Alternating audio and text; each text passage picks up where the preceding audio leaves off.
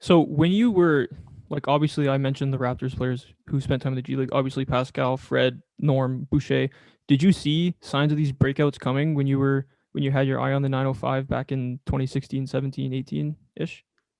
Well, I don't want to be that guy, but I come from a community of very close guys who are really big basketball fans, and I Yeah. remember we went to summer league, and I think it was my second or third summer league, and we had Fred and Pascal, right? Okay, so Okay. and Pascal got hurt, but having watched them work, and then the easy transition was once they got to the 905, it was them and everyone else. So they made it clear in approach because they'd done camp and summer league and they'd rubbed shoulders with Kyle and they'd kind of gotten stuff. I don't know what that stuff was that they got from him, but something was transmitted. And there was always a separation. And then the numbers reflected that separation. Even for Norm, when those guys came down, and you see it a lot of times where a guy will come down to the G League team and he'll get his numbers, but it'll be inflated numbers or it'll be like one of those NCAA teams where every set was run for the guy, right? But these weren't those situations where the guy shot under 40%, even from three, right? So the percentages were tight and they were running the same sets. And there's a clear difference between them and the other players and how they handled themselves too, right? You can really tell it's really evident with Fred. Yeah, So I was gonna say. he even when I interviewed him down there, he made it clear he didn't want to be there, but not in a disrespectful way. And it was just clear that like there was a separation between them and the rest of the guys that they were competing with, and it was a championship level team in that league.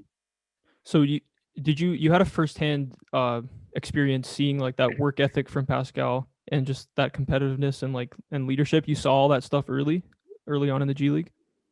Well, Fred was the guy that you saw the mental separation from first. I think with Pascal, what you just saw was the motor. Yeah. I think what got Pascal going first was his ability to just be ever present everywhere on the floor, right? And I think that was the separation. Was he was like an octopus out there. But I think the mental side of the game was very evident early with Fred. And I think sometimes with a guy who's like just demeanor on a day-to-day basis is like his, that sometimes you would lean towards thinking of those guys as more cerebral players and Mm-hmm. kind of discount the other guys. But it just seemed like Fred was thinking on another level, carrying himself in a different way. And then when it came down to it, he was a knockdown shooter, creator, assists at a high rate. He knew the offense like the back of his hand. He knew he was telling guys where to be defensively. He was present and tough. And it's all evident right now. He's a really good basketball player. Yeah. And I mean, you look at a picture of him from like 2016, and you're like, whoa, he has gained about, I don't know, 30 pounds of muscle, or maybe not that much, but he's really beefed up, and he doesn't play like a 5'11" point guard. I wonder what other short point guard he learned that from, but I mean, yeah. And about for Boucher, I mean, I kind of felt like you were saying about kind of every set being run for him, and kind of just I didn't think he was kind of just putting up empty stats in the G League. He obviously won MVP and Defensive Player of the Year in the same season. But I didn't see a season like this coming from him. Uh, I'll include myself among the people who said he was too skinny, wouldn't be able to guard real big guys, especially down low. Um, that his shooting probably wasn't sustainable with his shooting form and how many shots he takes. All the shots he blocks on the perimeter, I was like, okay, sure. When he's an actual known player in the league, and teams know that's coming, how many shots is going to be able to block like that? But this season, it's kind of all come together. He still has those drawbacks, but he's been able to kind of maximize uh, the amount of times he does the good things, and it's been few and far between when we see kind of his flaws come to the forefront.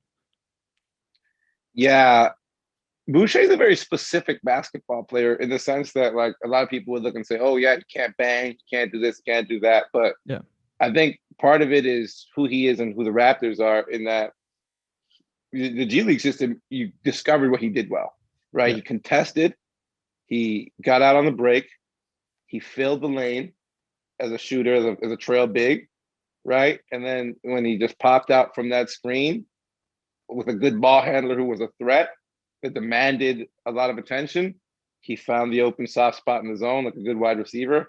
And that shot release point's really hard when you're coming on a closeout contest because it's yeah, far back.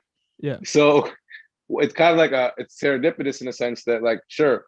And I give credit to Matt Devlin who schooled me on some things like, yeah, with him, it's like, okay, you got to find the spots for him to be successful, the matchups for him to be successful, and put him in the right positions. But a lot of it is this new NBA. Like I remember when my boy Vidal was telling me like DeAndre Jordan's the future big.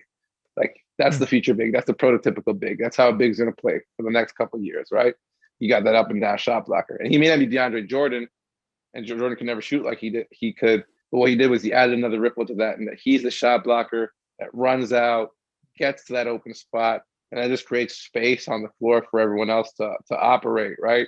And then in that pick and pop situation, deadly and is aggressive. So if you're gonna like game plan for him, it's not like it's a play that they're running where they're gonna ISO him. His thing is more in the flow of a game. He suits something that happens, right? A loose ball rebound that's long, Yeah. and you all of a sudden got this gazelle 6'11", or whatever he is, and just getting up the court.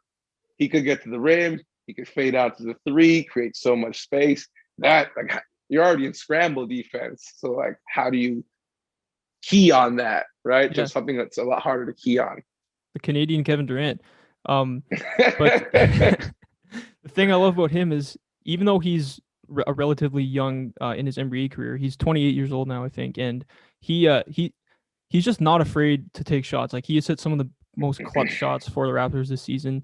And like I said, even though he's a young and still developing NBA player, he doesn't really have the mental kind of headspace of a young player, which is one of my favorite things about him this year.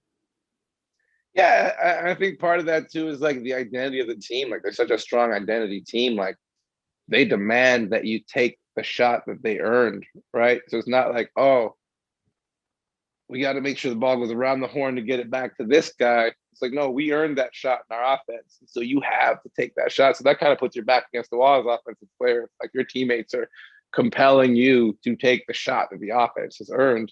That's why I think why a lot of players can be successful in certain situations. It's not up to them to look for another guy or to take the shot on them. It's like, okay, let's run this offense. And because of who he is within that offense, because Kyle's going to demand attention, because Fred's going to demand attention, there's going to be clutch points in the game where they're not going to want those guys to shoot. They're going to hedge. They're going to double. And a guy with a specific skill set of setting a good screen so they can either have that option or popping and fading out into that soft spot in the zone and just bombing a three is perfect. Thanks for watching. Listen to the Stretch the Floor podcast on Apple, Spotify, or wherever you get your podcasts, and follow us on Instagram.